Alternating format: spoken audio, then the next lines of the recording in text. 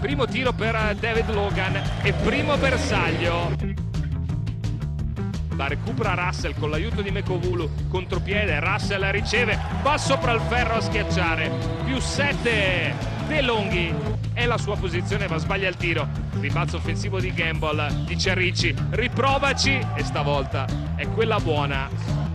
Teodosic gli tocca il pallone e lo recupera, poi fascia centrale, coast to coast e layup. Sulla transizione Teodosic da 3, tripla numero 2. Altro rimbalzo offensivo garantito da Carroll. Logan in corsa, troppo lungo, diventa un assist che Filtera trasforma. Prima Teodosic, non Paiola, e lo costringe a perdere il pallone. Rovesciata di Abbas. Imbrò lungo sul secondo ferro, tiro non costruito. Abbas in transizione, alza la layup. Hunter chiude il volo, massimo vantaggio Virtus. Russell si lascia alle spalle Adams, gran palla per Mekovulu, 5-0 e timeout Djordjevic.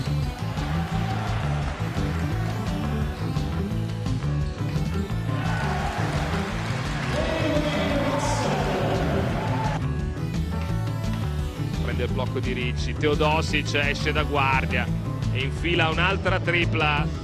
8 secondi per tirare, rimane con Killo, lo disorienta, raddoppiato al tabellone, fa quello che vuole. Contropiede su Kolosky, bomba! Di nuovo -6.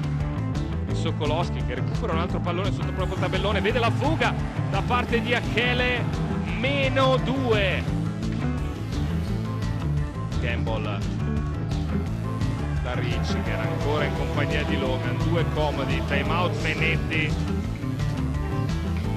Assist per la linea di fondo di Hunter, Alibegovic comodo per il nuovo +15.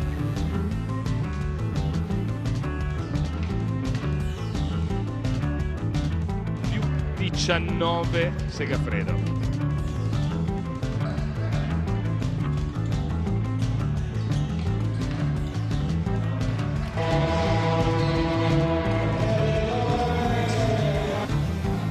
Adesso è sotto di 23, 5 minuti e mezzo da giocare. Killo, canestro da 3.